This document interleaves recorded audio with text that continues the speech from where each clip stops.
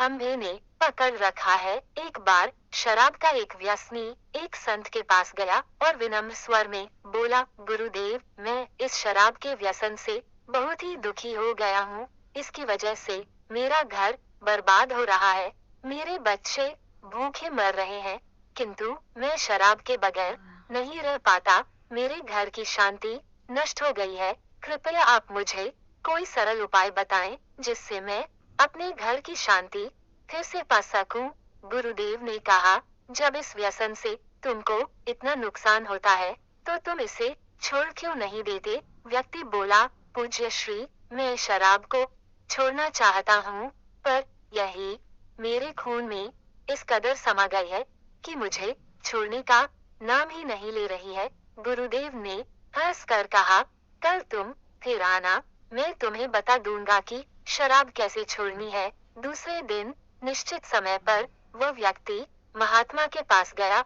उसे देख महात्मा झट से खड़े हुए और एक खंभे को कसकर पकड़ लिया।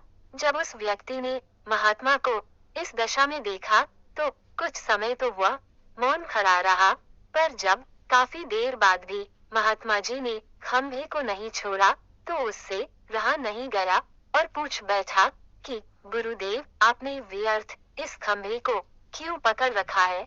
गुरुदेव बोले, वत्स, मैंने इस खंभे को नहीं पकड़ा है, यह खंभा मेरे शरीर को पकड़े हुए है।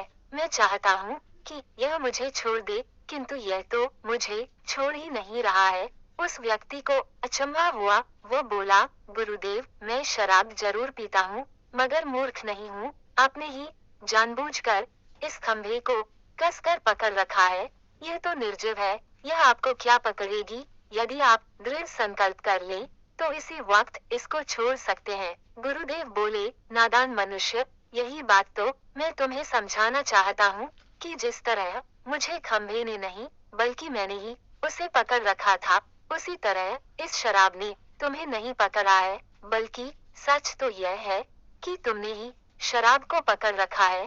तुम कह रहे थे कि यह शराब मुझे नहीं छोड़ रही है, जबकि सत्य यह है कि तुम अपने मन में यह दृढ़ निश्चय कर लो कि मुझे इस व्यसन का त्याग अभी कर देना है, तो इसी वक्त तुम्हारी शराब पीने की आदत छूट जाएगी। शरीर की हर क्रिया मन के द्वारा नियंत्रित होती है और मन में जैसी इच्छा शक्ति प्रबल होती है वैसा ही कार्य सफल होता है।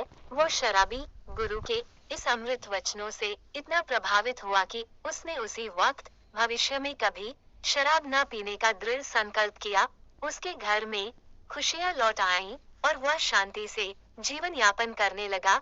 इस तरह हमें शिक्षा मिलती है कि जीवन में कोई भी व्यसन ऐसा नहीं है जिसे एक बार ग्रहण किए जाने के बाद छोड़ा ना जा सके। अगर मनुष्य चाहे तो बड़ी से बड़ी बुराई का त्याग कर सकता है।